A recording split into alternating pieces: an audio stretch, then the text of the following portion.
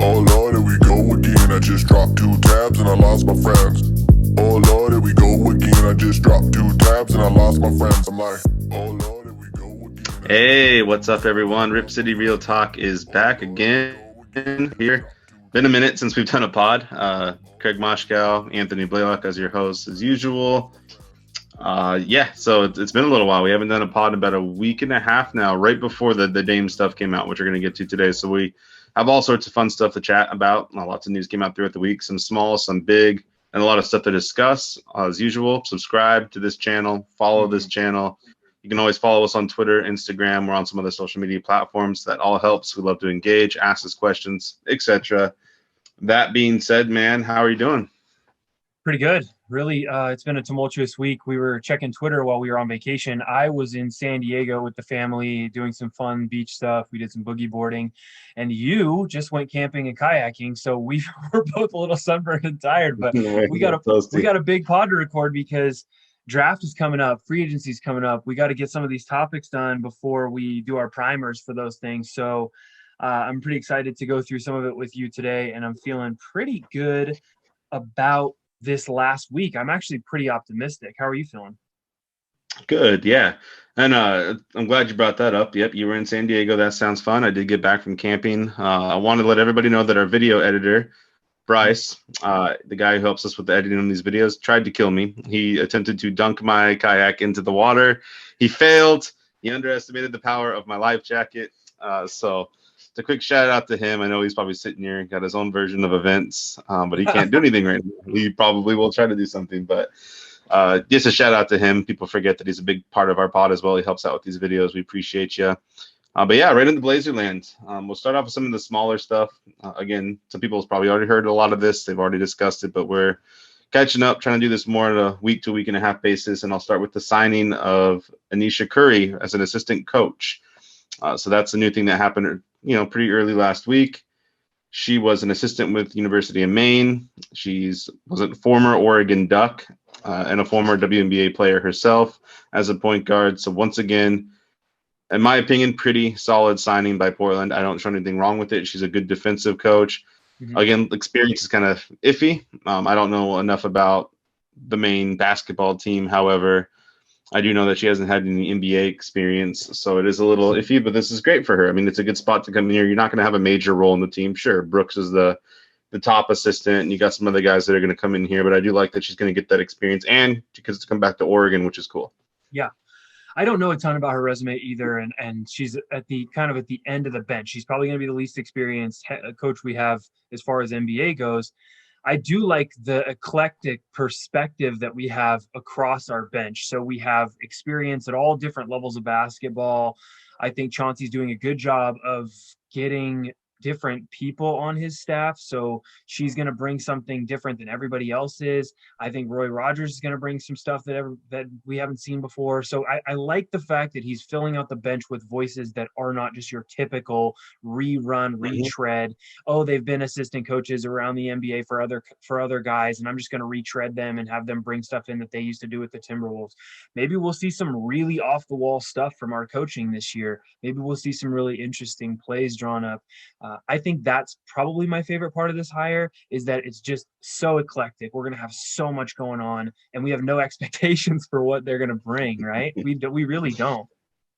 No, for sure. I mean, it's kind of a weird balance now with the Dame situation and everything else going on. Bringing in Chauncey, you get a lot of these coaches that you're going to start seeing filling assistant roles as we continue to announce these that are going to probably not have a very much experience. And it's interesting because you think about we're in win now mode, so you want to get as much probably assistant talent as you can get. And I think Brooks was a huge deal there.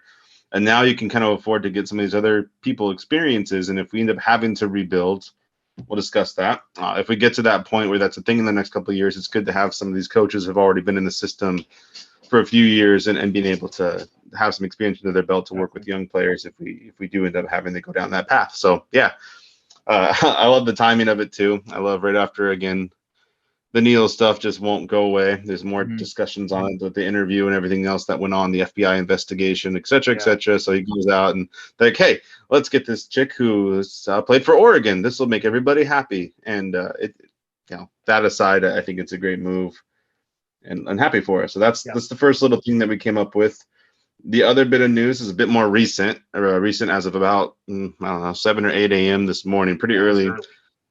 I know they started at like 5:30. I don't know when the game got over, but yeah, I was out camping, so I didn't get to watch it. But I did see that Team USA lost to France. France came back from behind, 83-76, and Dame did not look great. 3 of 10.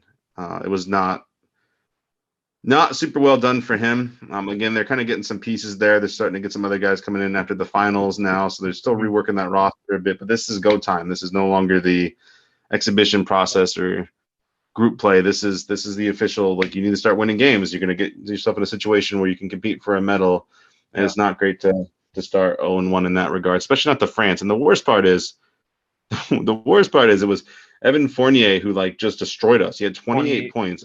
Who likes that guy? Nobody. He's coming out and he's making himself look good for free agency, which is awesome. Sure, you're on a world stage right now and you just took Team USA down for 28 points. So good for him trying to earn that next contract, because he's one of the, at this point, with the way that the market's looking, one of the top free agent shooting guard options that is out there probably. Yeah, that's the 2 bits of news that I have. You got anything to add for me?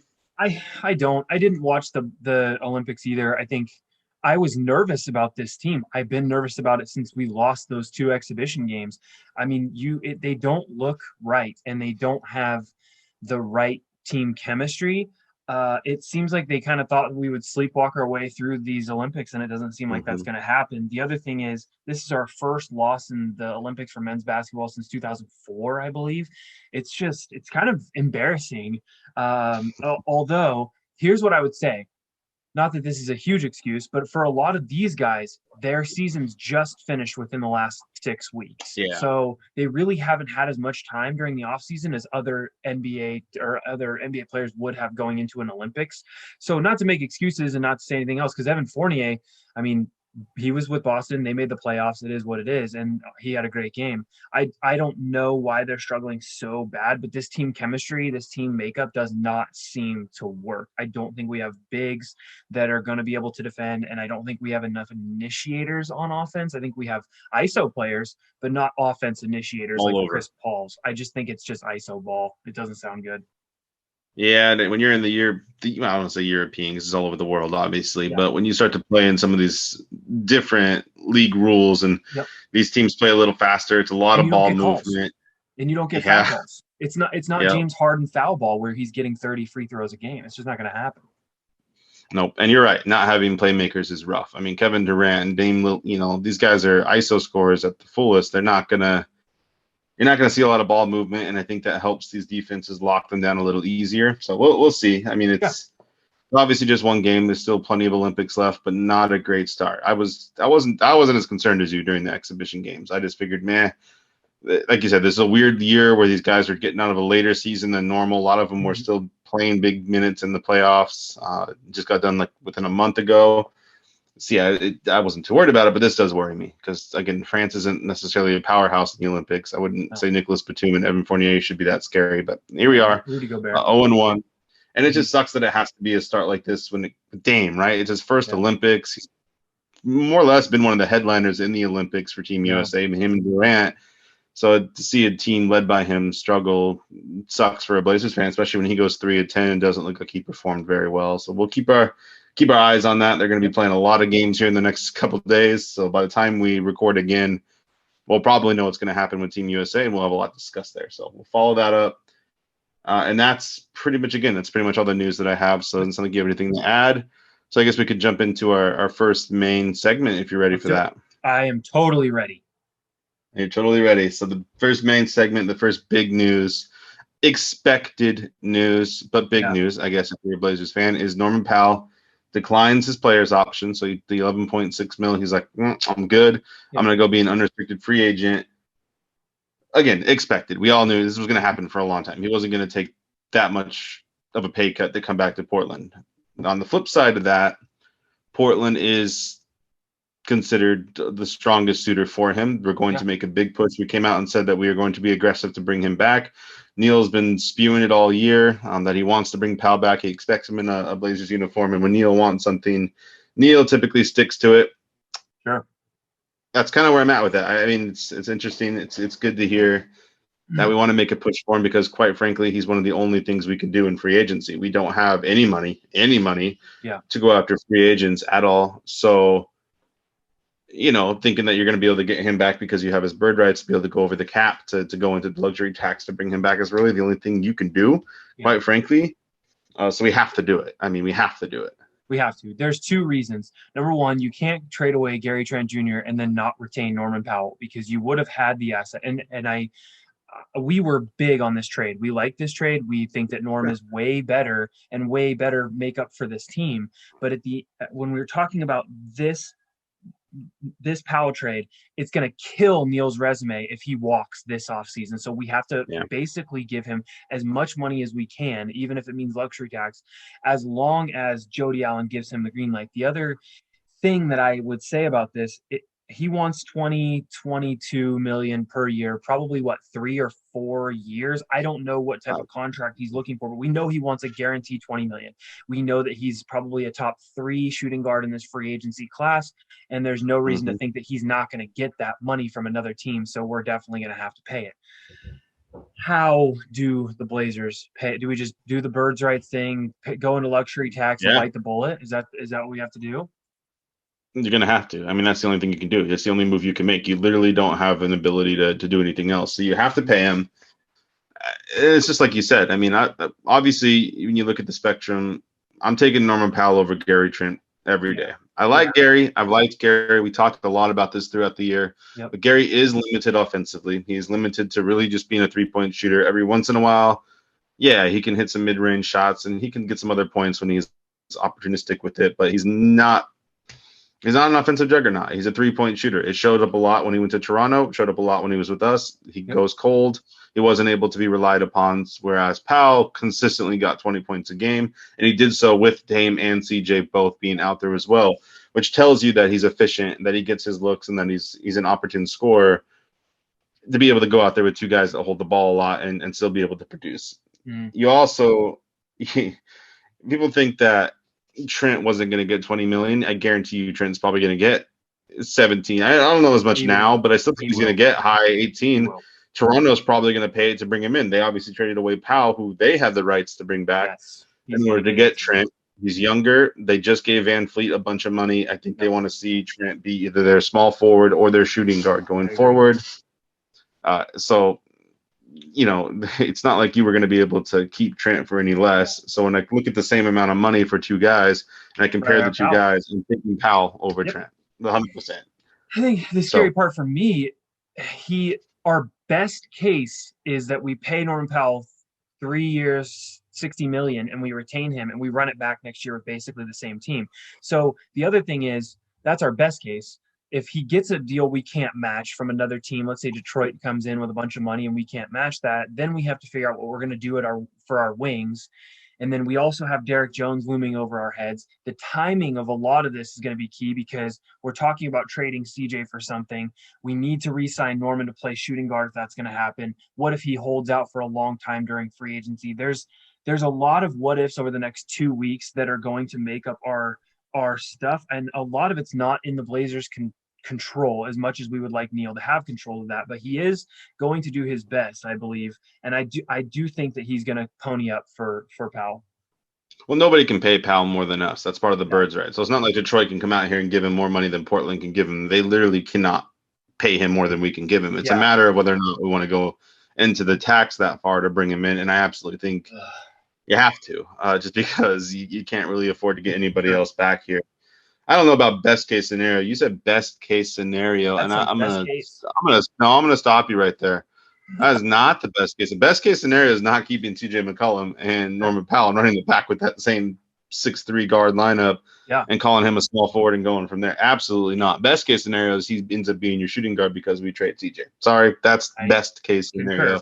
However, I get what you're saying. You have to have him here because outside of him, if you don't bring him back, then we still don't know what's going to go on with Jones. He hasn't decided to opt in or opt out at this point. I think he's going to have conversations with Phillips. I don't want Jones back. I don't want to pay him to keep him going to the luxury tax to bring him back. I don't think he's a player worth the luxury tax, but he is an asset that we already have on this team. And at this point, especially if you don't get Powell, you have to have him because Little's your only wing. Like that's it. Outside of obviously Rocco, you don't have any wings. You're going to have to go in here and try to find some vet guys to bring in because you have no draft picks. You can only afford vet minimum contracts right now.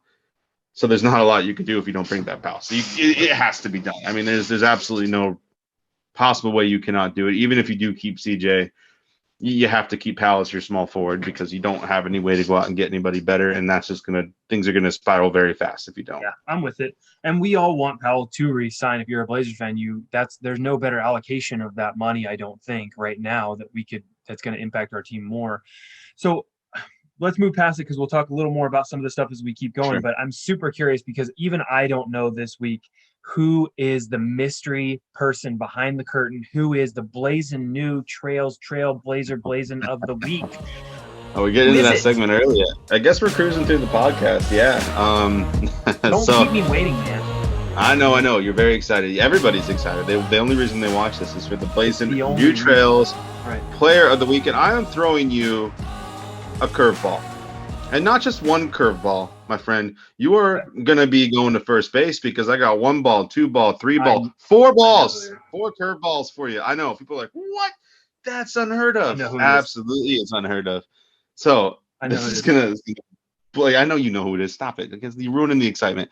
Okay, listen, it's a lot of players, and here's why I'm bringing them up. Because we have already played against them once, and we will probably play against them again in the Olympics. It is the entire Spanish World Olympic team. I'm just kidding. It's not the entire team. However, it feels like the entire team is ex-Blazers at this point.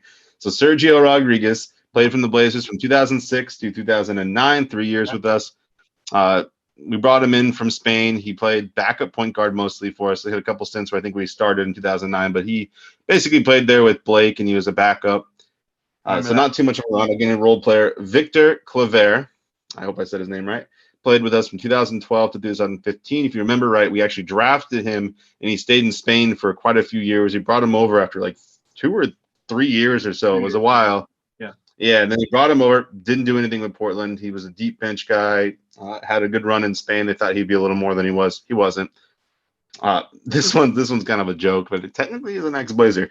Pau Gasol, who obviously was brought in 2019, 2019, 2020, he didn't play for us. He ended up, technically, if you go to look up his career stats, Portland's not even listed on his team because he didn't make it to the beginning of the year, so he didn't actually join the roster and didn't do any stats. But hey, he was with us for, a smidgen of a second there, just a smidgen.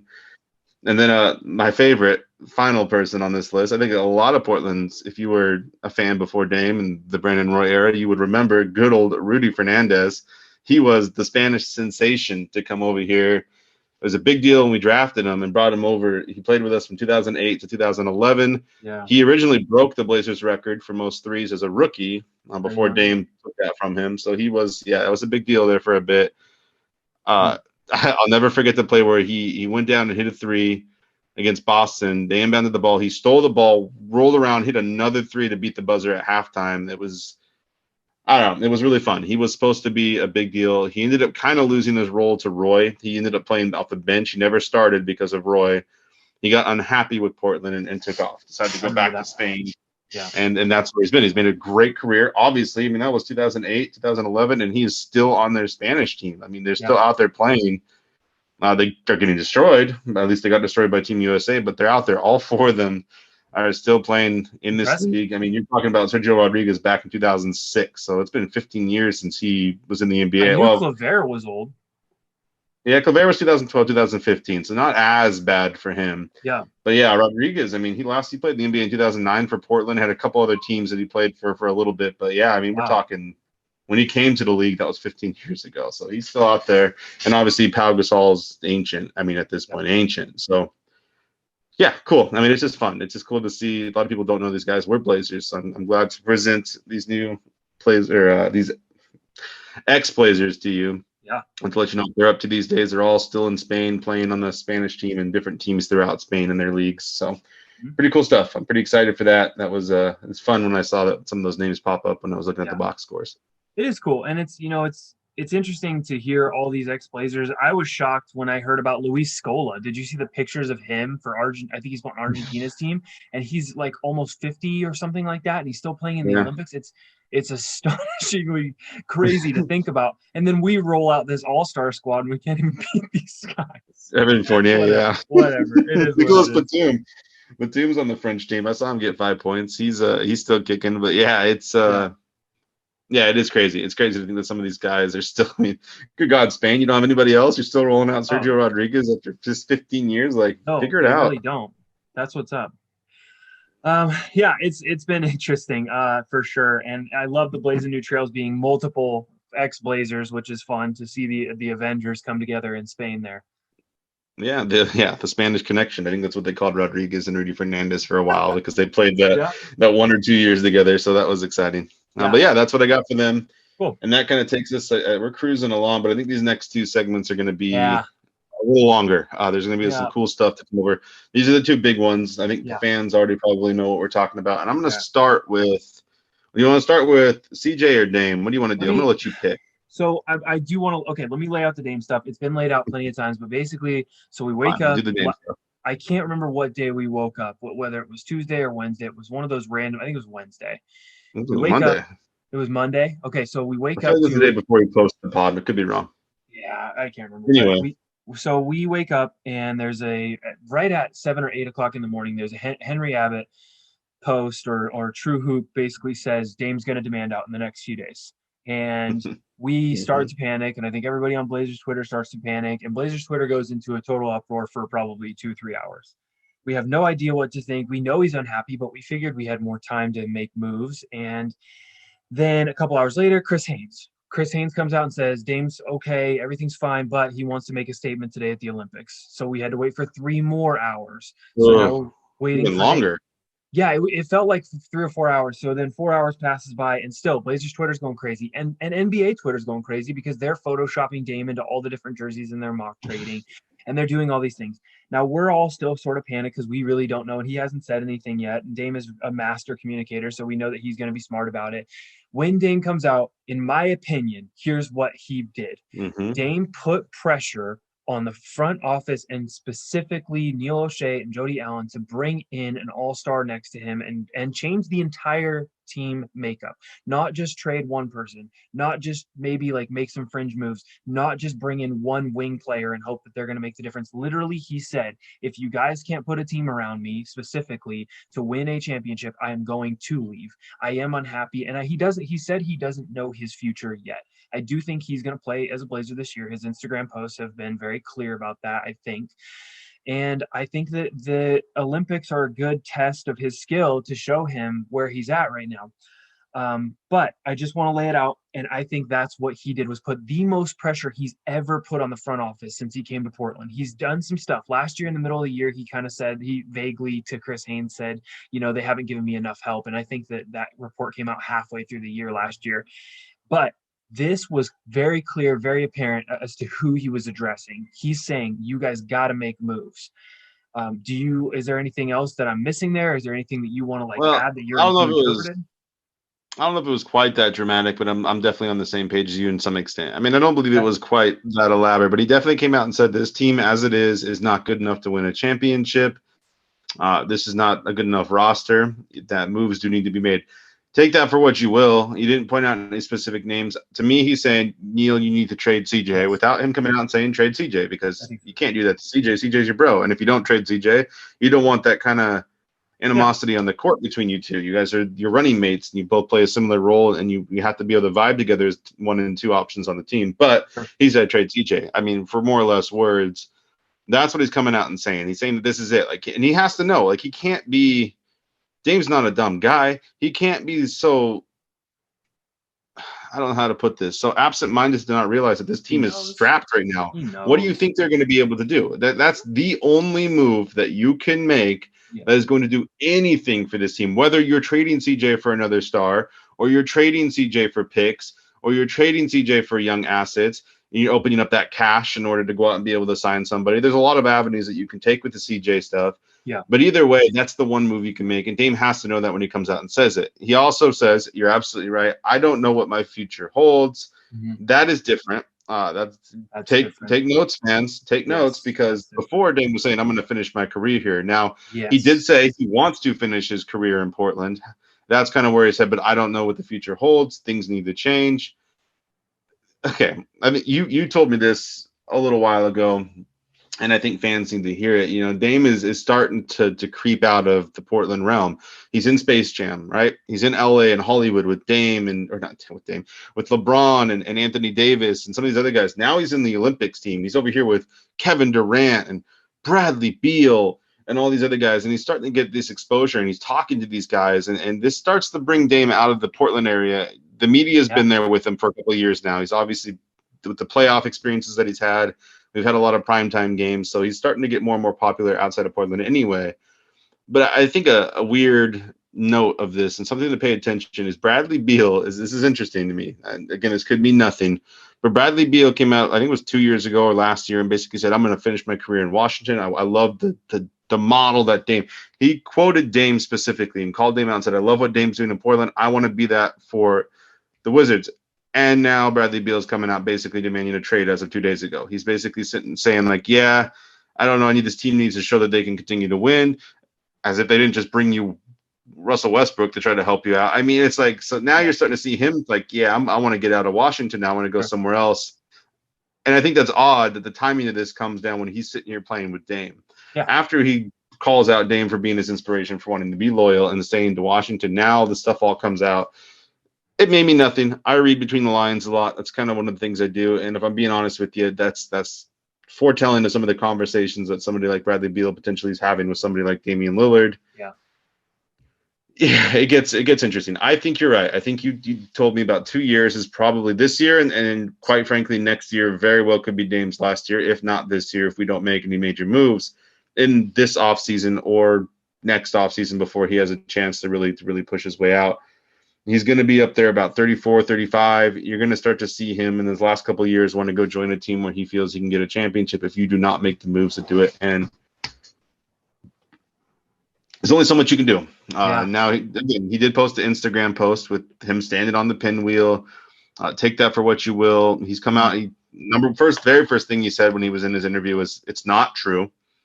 All right, so he's alleviating some of the initial rumors. Obviously, some of the reports, especially regarding him demanding the trade in the next couple of days, that was completely false. Henry Abbott's not a bad reporter. That was a bad source. Say for it what you will. He even came out and basically tried to defend himself a couple of days after that. And it's like, no, I mean, at this point, Dame has spoken. For now, the waters are calm, but we can definitely see some clouds on the horizon. I definitely think this was a polar shift for him in that he wants to. He always said he wanted to retire in Portland. Now, over the next 2 years, he wants to evaluate what his future is, and he's starting to realize that a supermax deal and making MVP buzz every year is not enough for him. He wants a ring. This team can't do it as constructed the way it is now. They lost to Denver, and Denver was hurt, and they had less talent than we had. And if you want to say that's coaching, Dame isn't saying that it's coaching, because Dame on last week literally said, "Yeah, maybe we'll be a little better with Chauncey, but we're still not a better roster than any of these other teams that we play against." So we hammered last year all year long that we just didn't think this team was good enough. We just don't. We think trading CJ is the move, and you've got to get more help for Dame defensively. I think a lot of it comes on the defensive end. You got to take some of the pressure off. But I do think that Dame is going to stay loyal for this year. I do think that there's going to be a window to trade CJ right now over the next 3 weeks where you can make a move. Pascal Siakam just became available yesterday from Toronto. Ben Simmons is always being talked about. I don't know that either of those moves put Portland over the top. The other rumor, and we can talk about this here in a few minutes, is picks maybe, or maybe you go younger. I don't know, but we're going to talk about that too. I just think to wrap up the Dame stuff and to sort of put a bow on it, Neil is on the hot seat right now. He's got to do something to give Dame some confidence that this team can win it all. And like you said, we are absolutely strapped for assets. We have no in my opinion, no way to bring in an all-star besides CJ. He's the only thing that we can do. We don't have picks. We just traded a bunch of picks for Covington. We really don't have a lot of leverage in these situations. They know CJ's on the block. These teams know that CJ's has to get traded, and they know Dame is upset. So a lot of these teams are going to be like wolves to the slaughter, where they just come after us with Dame offers because they know that Dame is now unhappy. And that's the part for Portland Right. that kind of, I think, upsets us, is now we know Dame is going to leave at some point, probably, and it's going to be uglier before it's prettier. So I don't know. Do you have anything else you want to add on that one?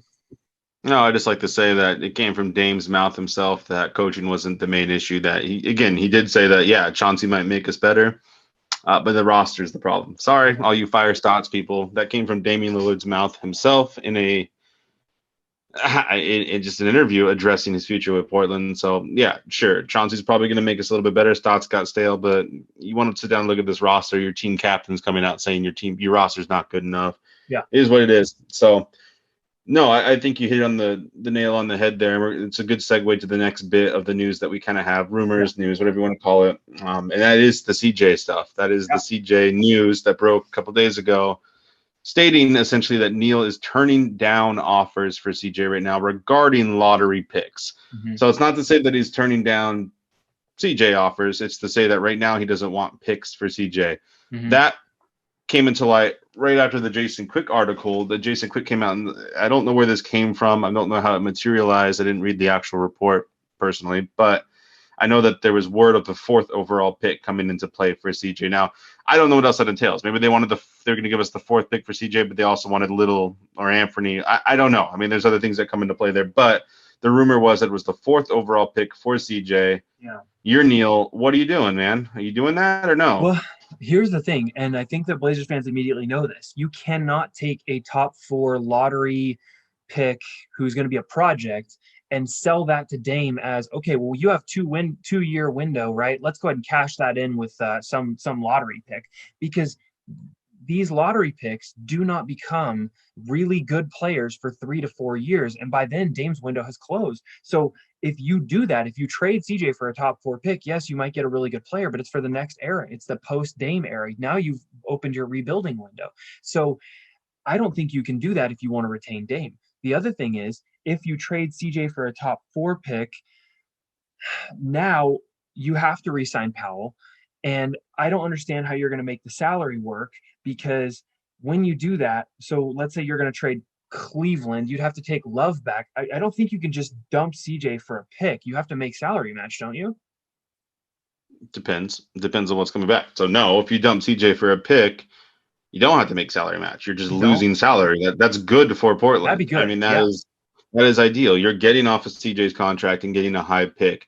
I disagree with you personally. I think a top pick for CJ at this point, it's not my first move. It's not. I'd rather get a player back. I'll give you that. But if that is an offer that's out there, and the draft is coming this week, so it's only going to be out there for a little bit longer, I think you 150% take the deal. I'm sorry, because I mean, look at some of the fourth overall picks the last couple of years. I mean, was it Luka, Trey? I don't know, one of those two. Look what they've become. I think very much so that a guy can come in, especially in this draft. This is a very deep draft, and the forward position especially is going to be right in that range.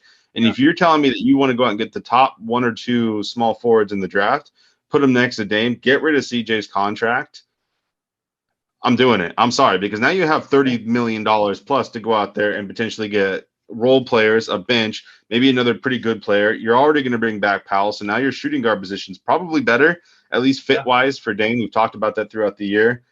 You get better defensively at the position. You're not going to lose very much offense. Your shooting is probably going to be better from the outside. So Norm fits to me better than Dame anyway, or better than CJ next to Dame. Yeah. Now you potentially have some kid that's going to come in to a winning culture who's going to probably start right away next to Robert Covington and next to Nurk next year. I'm taking that, because then, yeah, you're right. Absolutely, you're right. I mean, then now let's say year 2 goes by and this kid becomes an all-star caliber player, a fringe all-star, if nothing else. You still have that money available. Maybe you didn't spend it. Maybe you're waiting for this year for the next free agent class after this year. So then you start to have options. And I think financially you get options. I mean, not too much, because obviously Powell's still going to be about $20 million or so. And really, it's only $11-12 million less than what CJ is anyway. But it still gives you options with the potential star, or I mean, ideally, you're getting a lottery pick, especially a top 5 lottery pick, who, if he becomes good, now let's say Dame does decide he's done one way or the other. Now, at least you've already particularly built one piece of your future. You have a kid that's going to come into his second, third year. If you do end up trading Dame, you know you're getting the house back for Dame. So now you can add a couple more picks there, and you instantly have a young core to completely rebuild about much faster than what you might get otherwise. So I'm personally for it. Again, not my number one option. The other side of this whole conversation is the 4th overall pick right now is Toronto. I do not see Toronto giving the 4th pick for CJ. Why? Makes sense. Why? They just gave Van Fleet a bunch of money. We talked about how they probably want Gary Trent to come back. He probably fits better at the shooting guard position. I am not seeing any world where CJ McCollum is necessary for Toronto. No. That's a big piece because you mentioned Pascal Siakam. Yeah. Why would Toronto trade Siakam right now for CJ? Unless they really don't care, about Trent. Maybe they're trying to get back into win now mode. I don't know. So that, or they think Trent's going to go to small forward for him, which to me doesn't fit his MO. I don't think he's going to be a good fit for small forward, but maybe they do it. They kind of played with it a little bit this year, obviously, because they had Lowry, Van Fleet, and they put Trent at the forward position. So if that is where they envision him, CJ makes a bit more sense, I guess, because Van Fleet, I don't know, Van Fleet and CJ are like the same thing to me. They're just scorers. They're not. You don't have a facilitator.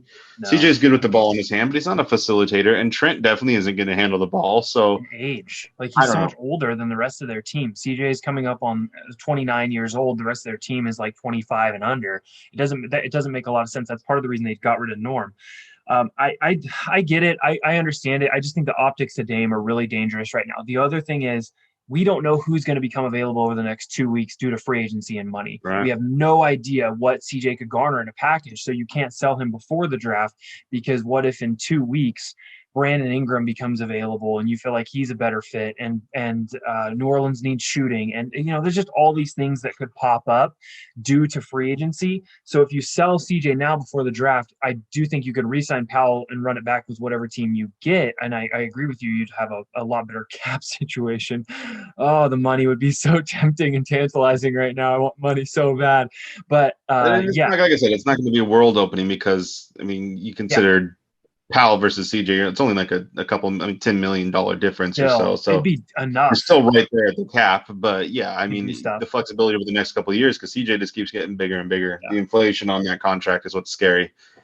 Okay, so I get it. You don't care for CJ for a pick. I'm all for it. Like I said, listen, I would like him to be traded for a top pick if it's that high. Yeah. If you're not giving me the 4th, the 3rd, even the 5th overall pick, I don't want anything to do with it. I'm not sitting here giving him to the Pelicans for the 10th pick and calling it a day.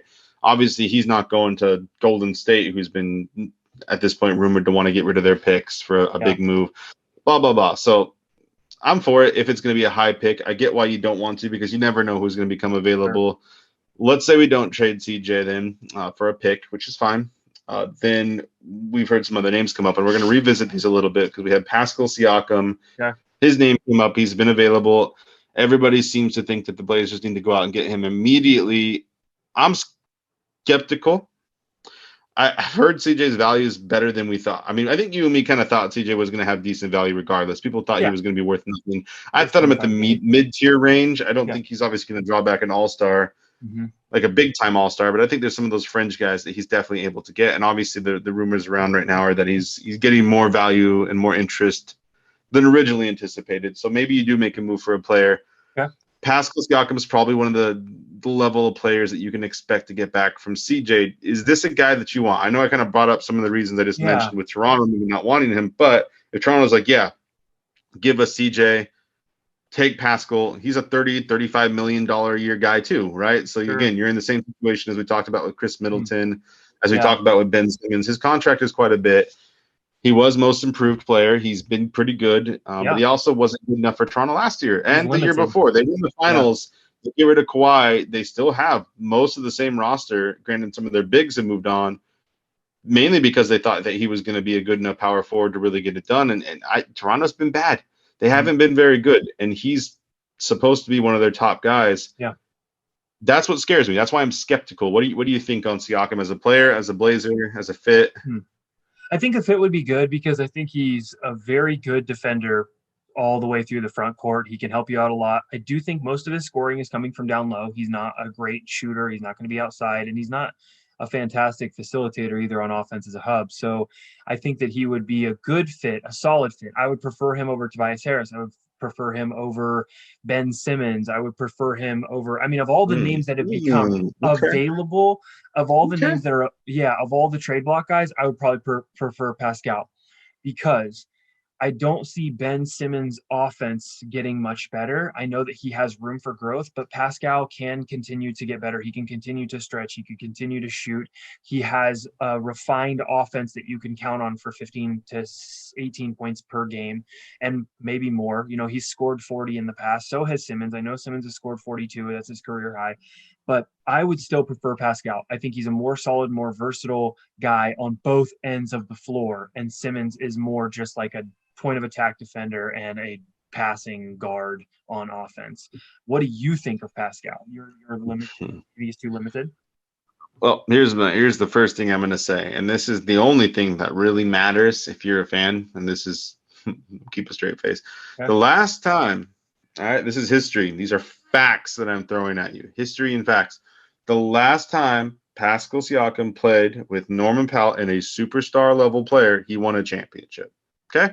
Now this is just history. Like, people like to throw out these random facts all the time. Oh, he's the 15th player in history to get this, and this, and this, and this, and this stat. Like, to me, Kawhi Leonard, him, Norman Powell, the three amigos, they all by themselves won the championship. You give him Dame.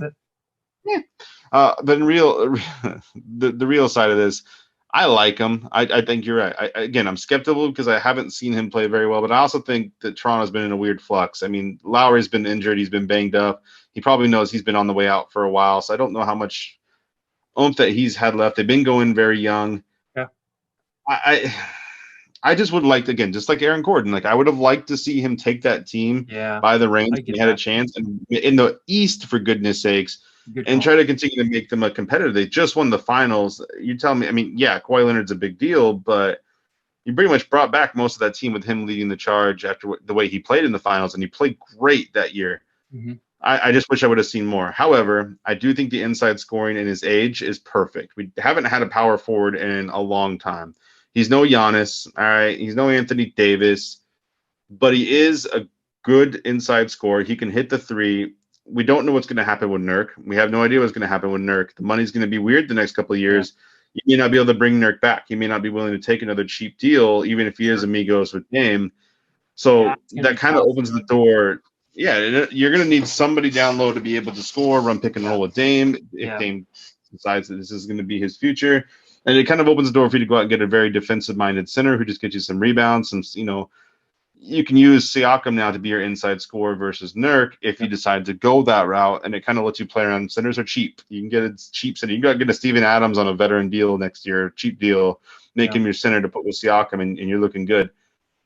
That also lets us slide Rocco back to his natural three, which I think is better for him. It allows him to be more involved in the perimeter. He doesn't have to worry about coming in to help so much. He's not going to get locked on to guys like Anthony Davis as much. You'll still use him for stuff like that, but he's not going to have to. Mind you, twice this year, well, not twice, but the game that we watched where Siakam missed the game winner, the chance of the game winner against Portland when Rocco locked him down. Yeah, tells me that Rocco can still do that kind of stuff. And it was interesting that we talked about Siakam because we definitely held him there. But I do think it opens up a little more for Dame. And I think if Powell knows him, they're going to play well together. Siakam can help us allow shooters to get open a little bit easier because right now, outside of Nurk, and when Nurk was banged up, we didn't have an inside presence. There's nobody that can really score down low. Cantor is good. He has great footwork, but you're not using him to score. You're not running the offense through him. And heaven forbid Covington could do anything down low. I mean, every once in a while he'll take a attack attempt at the rim, and it's bad. It makes me think of the Star Wars guy, and he was going down in the little trench, and he didn't make it. He got blown up. It's not great. So, yeah, I think for those reasons, Siakam is fine by me. I think the money's there. It's no different than Ben Simmons or Middleton or any of these other guys. Middleton's never going to become available now. Sorry. I hate to debunk your Middleton woes throughout the year, how you just dare question me on him as he goes out and just kills it in the finals and gets a championship. That's okay. He did. But that type of contract, Yeah. you're looking about the same type of player. And I think, Sure. again, you get bigger, you get a power forward, you get a lot more for CJ, and it lets you continue to retain Powell at the same type of a contract situation and roster situation, which is plus in my Great. book. Okay, I got 3 quick hit questions for you. Try to keep your answers under 1 sentence. Are you ready? 1 sentence? No, I'm not ready. Okay, This is a whole different. Okay, no. 3 sentences. All right. Okay. It's a real simple. Do we have a draft pick on Thursday when the draft happens? Do the Blazers acquire or get a draft pick? Oh, they're gonna ask me if we have one. Oh, does that count as 2 sentences? Damn. Okay. We don't have one. I know we don't have one. I thought you were gonna ask me. I'm like, no, that's one word. Okay. You think we get one?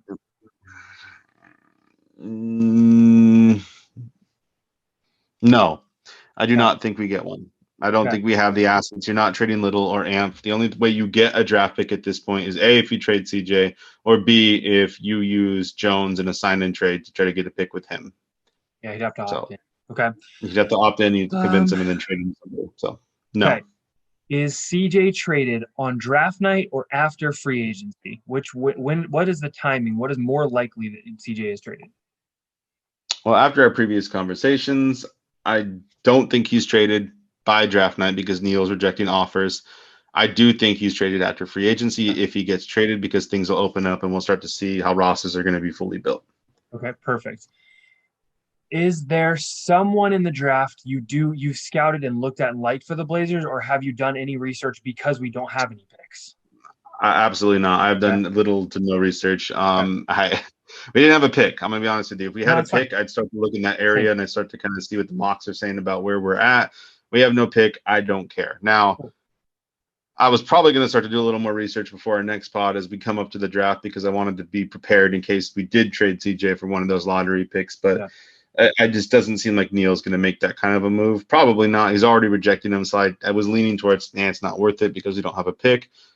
Our draft pick is Rocco. So yeah, I'm with it, man, and it's good. I do want to do a quick shout out, kind of a new segment, real quick that I didn't even apprise you of. So I want to shout out our top fan of the last 3 weeks. We've had comments from him every single week. Greg has been in our comment section, and Greg, we appreciate you every single week. We want to know that we're listening to your feedback and you're out there, and we appreciate you. So, Greg, keep commenting, keep coming back, and if other fans want to get shouted out as fan of the week, you got to comment and you got to fan of the week. I like the segment fan of the week.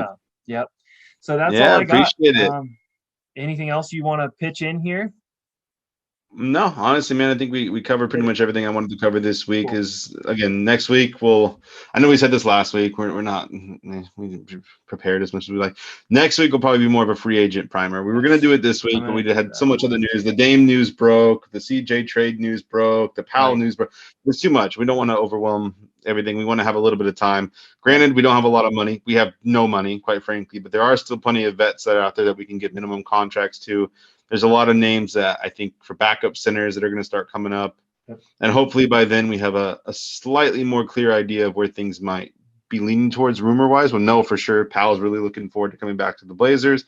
We'll kind of know where we're going to be at cap-wise. Who knows? Maybe CJ does get traded for the 4th pick, and we'll go from there. Maybe a 3-team trade happens. That's been a big one that's been thrown out lately, is that Toronto doesn't necessarily want CJ, but somebody else gets the pick and somebody else gets CJ and we get Siakam out of the deal. Who knows?